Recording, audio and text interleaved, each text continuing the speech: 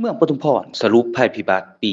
2024เสียหาย 4.5 ตื้อกว่ากีบ น้ำท่วมไฟไหม้ลมพายุพัดทำลายทรัพย์สินประชาชนอย่างหนักหน่วงกองประชุมคณะกรรมการคุ้มครองภัยพิบัติขันเมืองประจำปี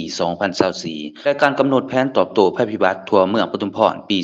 2025ได้จัดขึ้นในวันที่ 10 มิถุนายน ปี 2025ที่ผ่านมานี้ตอนเช้าอยู่ที่สโมสรของเมือง โดยการให้เกียรติเป็นประธานของฐานนำปทุมมาแก้วมณีคณะประจำพรรคเมืองห้องเจ้าเมืองปทุมพรผู้ชี้นำโครงเขตวัฒนธรรมสังคมประธานคณะกรรมการคุ้มครองภัยพิบัติขันเมืองทานสีสวยพันธเสนากรรมการพรรคเมืองหัวหน้าห้องการแรงงานและสวัสดิการสังคมเมืองห้องประธานคณะกรรมการคุ้มครองภัยพิบัติขันเมืองมีห้องการที่เกี่ยวข้องคณะกรรมการคุ้มครองภัยพิบัติขันเมืองตลอดฮอดนายบ้านเข้าร่วม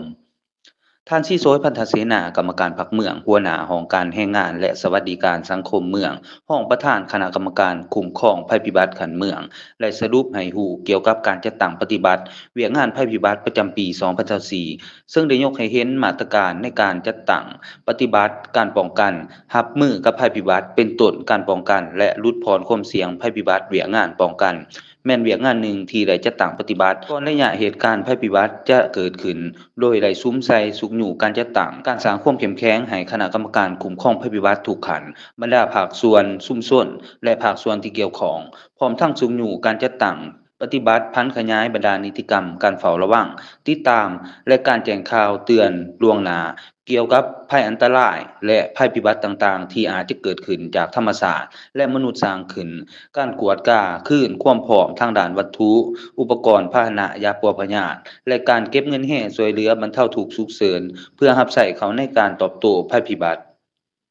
นอกนั้นกองเลขาคณะกรรมการคุ้มครองภัยพิบัติขันเมืองก็ยังได้ติดตามสภาพอากาศและความเป็นไปได้ที่อาจจะเกิดขึ้นภัยพิบัติในทั่วเมืองอิงใส่การแจ้งเตือนของกรมอุตุนิยมการแจ้งเตือนของกรมและ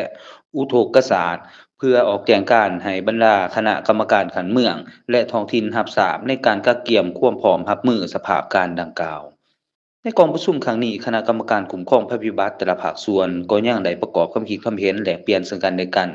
พร้อมทั้งมีความเห็นรายงานเกี่ยวกับการกักเกี่ยมความพร้อมในการป้องกันรับมือภัยพิบัติประจำปี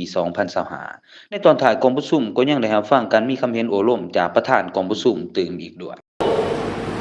ในวิวัฒน์ฉุกเฉินที่อาจจะเกิดขึ้นในปี